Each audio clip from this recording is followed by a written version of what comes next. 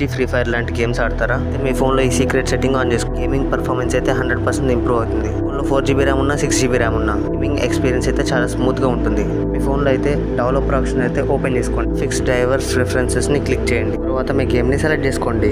ఇక్కడ డిఫాల్ట్ అని ఉంటుంది. సిస్టమ్ ప్రైజెస్ని సెలెక్ట్ చేసుకోండి. డెవలపర్ ఆప్షన్స్లోనే కోర్స్ 4X MSAA అని ఉంటుంది. దాన్ని ఆన్ చేసుకోండి. డెవలపర్ వర్షన్ అనేబుల్ చేయడానికి సెట్టింగ్స్ ఓపెన్ చేసుకుని అబౌట్ నొక్కండి. తర్వాత బిల్ నెంబర్ లేదంటే OS అని ఉంటుంది. దాన్ని 7 times ట్యాప్ చేయండి.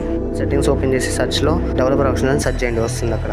ఫోన్లో సెట్టింగ్స్ ఓపెన్ చేసి రీఫ్రెష్ రేట్ అని సెర్చ్ చేయండి. 60 Hz అని ఉంటే 120 Hz సెలెక్ట్ చేసుకోండి.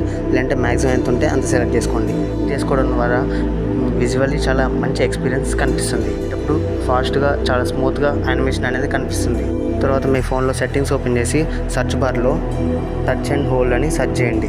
ఉంటుంది షార్ట్ని సెలెక్ట్ చేసుకోండి. మీ ఫోన్లో సెకండ్స్గా కనిపిస్తే 0.0 secondsగా కన్వర్ట్ చేసుకోండి. ఫైనల్గా మీ ఫోన్లో అనవసరంగా ఉన్న ఫోటోలు, వీడియోస్ని, ఫైల్స్ని డిలీట్ చేయండి.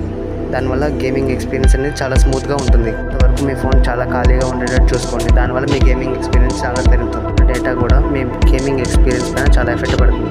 ఎనేబుల్ చేసుకున్న తర్వాత ఫోన్ అయితే కొంచెం పవర్ ఆఫ్ చేసి 5 minutes ఆగి గేమ్ అయితే ఓపెన్ చేయండి.